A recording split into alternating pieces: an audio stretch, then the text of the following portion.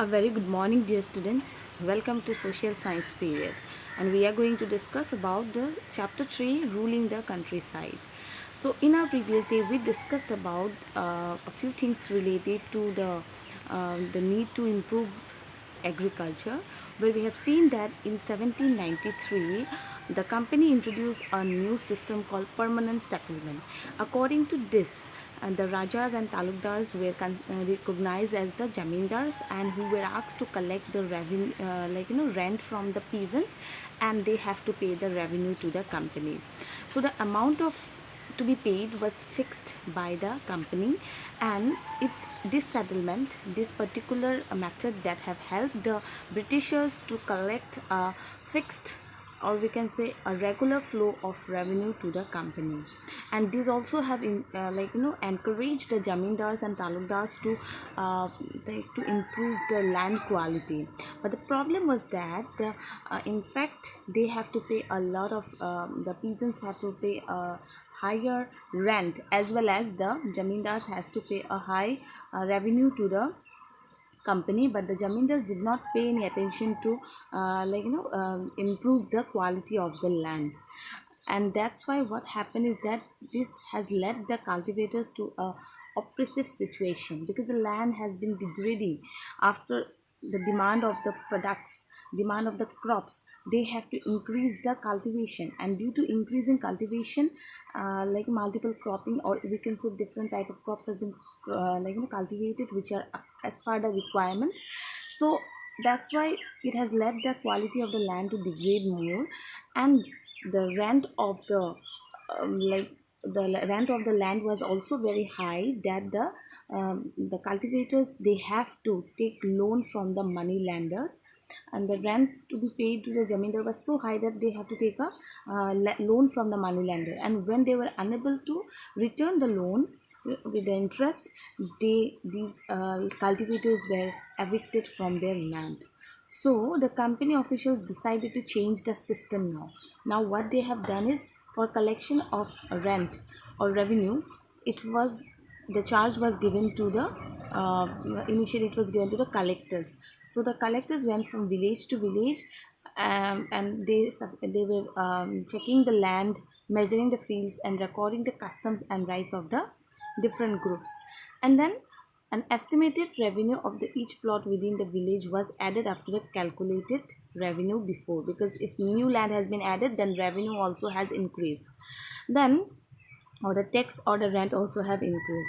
Then the charge of collecting the revenue and paying it to the company was later on again given to the village headman, and rather than the Jamindars. Now Jamindars were not to give the money to the collector, rather the village headman had to pay the money to the, or the rent to the collector, and collector give the revenue to the um, um, company. So this system, when the charge of collection was given to the village headman rather than that of the Jamindars, this system was known as Mahalwari system. So that is all we have discussed in our previous day. And today we are going to discuss about one more new system, which is known as Munro system. So in this system, the British territories in the south of India had a new system which was devised, and it was known as Rayodwari or Rayodwari system. You can see the spelling. There are two spelling in one, Rayodwar, or another one is Rayodwari. So in the southern states of India, the Britishers, they have introduced another system, a new system called Rayodwari system. So according to Rayodwari system, it was initiated by Captain Alexander Reid and Thomas Munro. So these were two British company officials, and they have introduced this method of called Rayodwari system, and this system was extended all over the South India. Okay, then in this system, riots were, now who are the riots? Riots means the cultivators. Okay, please mention it. So in this system, the cultivators were directly involved for the collection of revenue, and it was fixed after the proper assessment of the individual land. So here the riots, the cultivators has to pay the rent or the money to the British directly, and the the revenue they have to pay directly to the company, and it was fixed after the proper assessment of the individual land, which was done by again British. So British officials were appointed to collect the revenue and used coercive methods for revenue collection. Now, though the money has directly by given to the Britishers by the cultivators, now British has to go and collect the revenue. So British officials were appointed to collect the revenue and they used a coercive method. Coercive means forceful method. They threatened the cultivators. They forced the cultivators to pay the money, pay the rent method for revenue collection. So they, for revenue collection, the British officials who were appointed to collect the revenue, they used the coercive method or forceful method for collection of revenue. As so all was not well. Here we have seen the Monroe system. Monroe system means in this system riots were directly involved for the collection of the revenue, and it was fixed after the proper assessment of the land. That is riot system. Okay, now all were not well means, this means what? The cultivators, the peasants were not well. Obviously, if they have to pay a higher rent or higher revenue to the British, then obviously they will not be well. So as they desired to increase the income from land, revenue official fixed the revenue rate very high. The cultivators wanted to increase their cultivation, increase their income from the land, but on the other hand, the revenue of the like officials, they fixed a very high rate. They have to pay a higher rate of revenue. As part peasants were unable to pay, riots filled the countryside and villages became deserted. So as part the peasants were unable to pay because a higher rent they have to pay, so they were unable to pay the peasants, who the landless laborers who were working on the riots or cultivators land, they were unable to pay, and that is the reason the riots filled the countryside. The villages were deserted, it was empty because the peasants were unable to pay the rent to the cultivator, and cultivator again unable to pay the revenue to the British, and that's why the villages were empty. No one was doing that one because they were unable to pay the rent. Peasants were forcefully evicted from their lands. So peasants were evicted from the land and had to left their places, and clashes happened at different places. So that's the reason the peasants were asked to leave the land where they were cultivating, and then they have to leave the place where they were living, and there was clashes that happened at different places due to this reason. Now, crops for Europe. What crops were in the requirement of Europe? By the late 18th century, the company was trying to expand the cultivation of opium and indigo. These two crops were in the demand for British, and they were trying to expand the cultivation of opium and indigo in India, which was highly demanded in Europe. So it was not only in British, even it was highly demanded in Europe, so that they can sell in the Europe market by using this crops, and they can profitize, or they can increase their profits in the market. So the British forced cultivators to produce some cash crops like jute, tea, sugarcane, wheat, cotton and rice in various parts of the India. So Britishers, they forced the cultivators to produce jute, tea, sugarcane. Most of them are cash crops only, like jute, tea, sugarcane, cotton. These are cash crops only. Only rice and wheat are food crops, several crops, but mainly cash crops were Britishers forced the cultivators to produce the cash crops like tea, sugarcane, jute, because these are market oriented products, and that from that they can sell it in the Europe market, and they can get the profit. Then indigo was highly demanded in Europe. So indigo was in high demand in Europe. To get the indigo cultivation, the Tinkatia system was introduced. Another system. There are a lot of systems you have to just remember, because we got Mahalwari system, we got Rayodwari system. Okay, so now Tinkatia system. So this Under this system, peasants had to cultivate indigo on 3/20th part of their land. Other crops are also required to grow, like cash crops like tea, then sugarcane, cotton, etc. are also to be grown, but they have to from 20th part of land they have to use three parts of lands for the cultivation of indigo.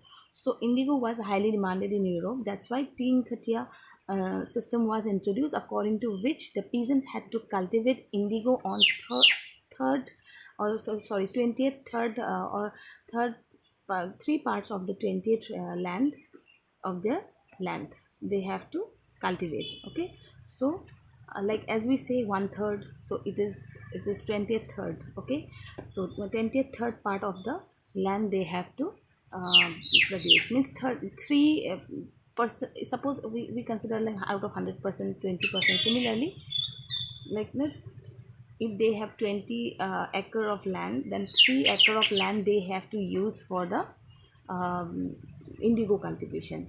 So third 20th third of the part they have to cultivate the indigo. Because of the production of the cash crops and indigo, which had to be grown on the most fertile land, the farmers were left with little fertile region to grow other crops, especially the food crops, because they have to utilize the land for fertile land for growing other cash crops, which include sugarcane, which include cotton, tea.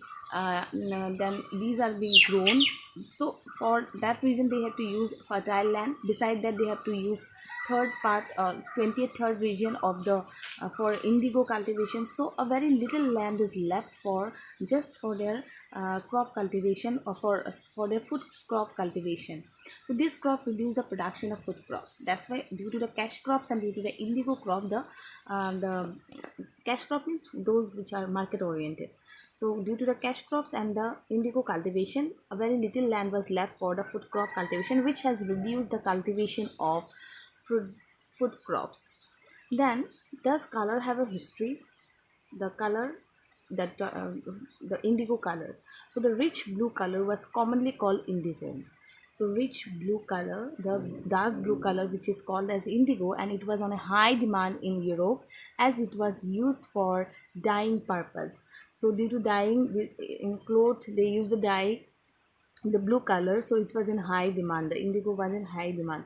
So India was the biggest supplier of indigo in the world in 19th century. In 19th century, India was the biggest supplier of indigo. Indigo cultivation was one of the reasons for poor condition of farmers and led riots in various farmers.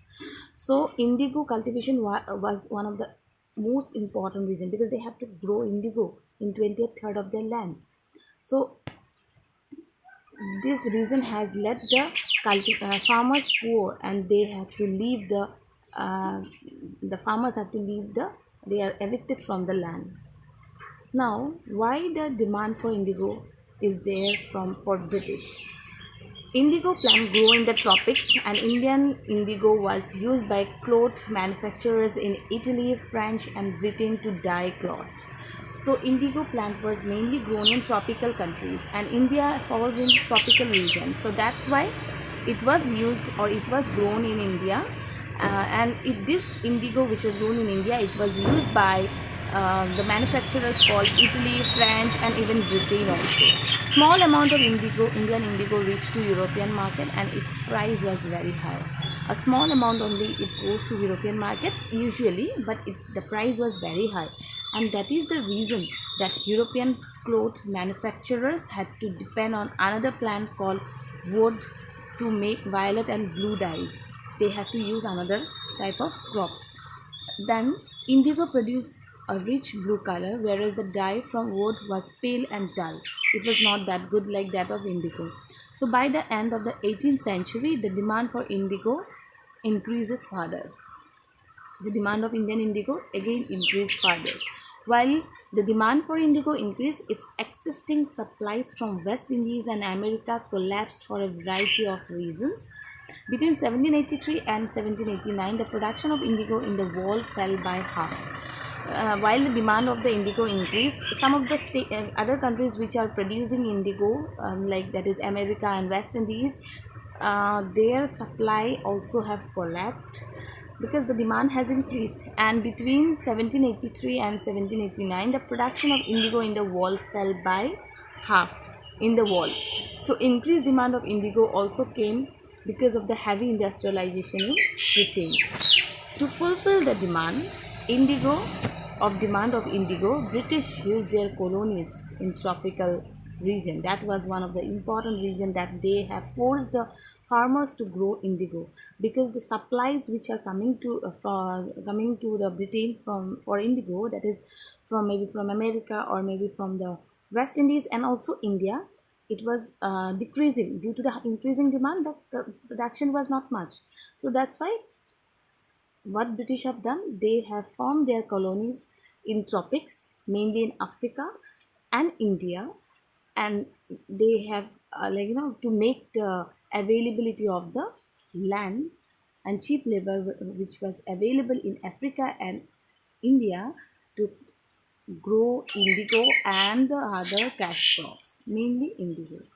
So to grow indigo, the Britishers, they have formed the colonies in Africa and India, which falls in tropical region, and they have grown it for their own demand. So that is all about for today's class, where we have seen the topics called first one, that was the Monroe system, in which the cultivators, they have to collect the rent from the peasants and they have to pay it to the British in the form of revenue.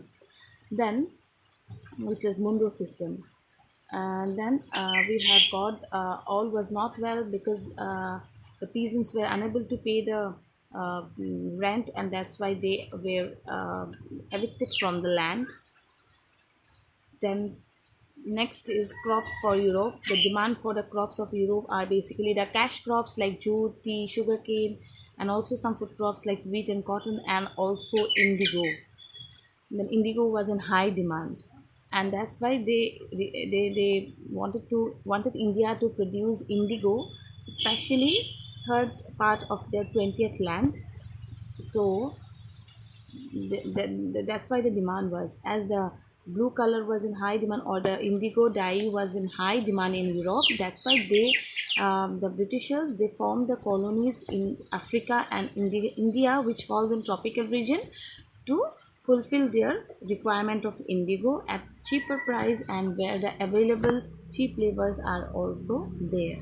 So that is all for today. Please go through the points, note down the points in your copies. So much for today. Thank you.